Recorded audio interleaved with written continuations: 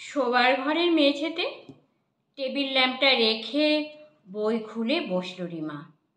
আগামীকাল একটা পরীক্ষা আছে। রিমার অনেক দিনের শখ স্নাতকোত্তর পড়াশোনা।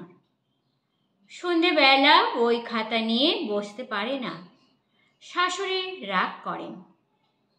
পরিবর্তে রিমা যদি মাথা মুন্ডহীন টিভি সিরিয়ালে গুলো ওনার সাথে বসে দেখেন, তাহলে উনি বড় ভীষণ খুশি হন। ঘরের বউয়ের আবার অত পড়াশোনা কিসে? কদিন আগে আঁকা শেখার কথা তুলেছিল একবার, শুনেই শাশুড়ি খুব অবাক হয়ে গেলেন। আঁকা আবার কেন? অগত্যা রাত 11টা বাজলে রিমা ঘুমানোর ভান করে 12টা নাগাদ শুয়ে পড়লে আস্তে আস্তে বিছানা ছেড়ে উঠে মুখে জল দিয়ে চোরের মতো টেবিল ল্যাম্পটা বের করে তারপর পড়তে বসে।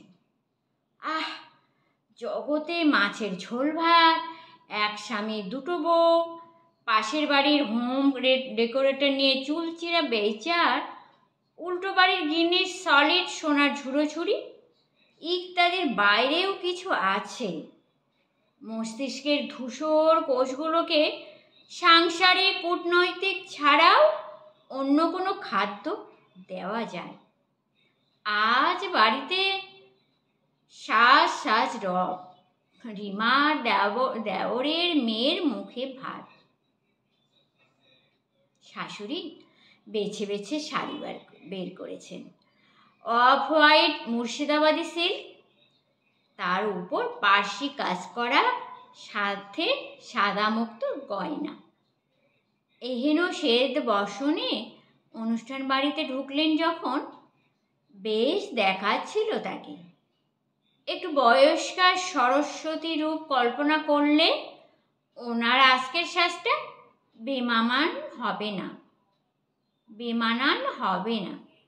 শিশুকন্যাটিকে আশীর্বাদ করে উনি বললেন, রূপে লক্ষ্মী গুণে সরস্বতী হয়েও। পাশ থেকে রিমা সর্বান্তকরণে প্রার্থনা করল, রূপে লক্ষ্মী আর গুণে মনসা বা উগ্রচণ্ডী হোস মা। সংসারে গুণে সরস্বতী বৌমার কোনো স্থান নেই। এই কবিতাটা আজকে যে পরিস্থিতি চলছে তার সঙ্গে বেশ মানানসই। এটা ঠিক, আগে যেমন কন্যা সন্তানদের আশীর্বাদ করা হতো রূপে লক্ষ্মী গুণে সরস্বতী হলো, কিন্তু না, এখন এই আশীর্বাদ নয়, আমাদেরকে বদলাতে হবে।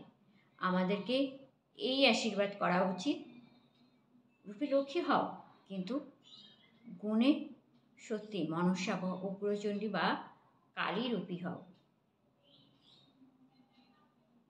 এটা শুনে দেখো, ভালো।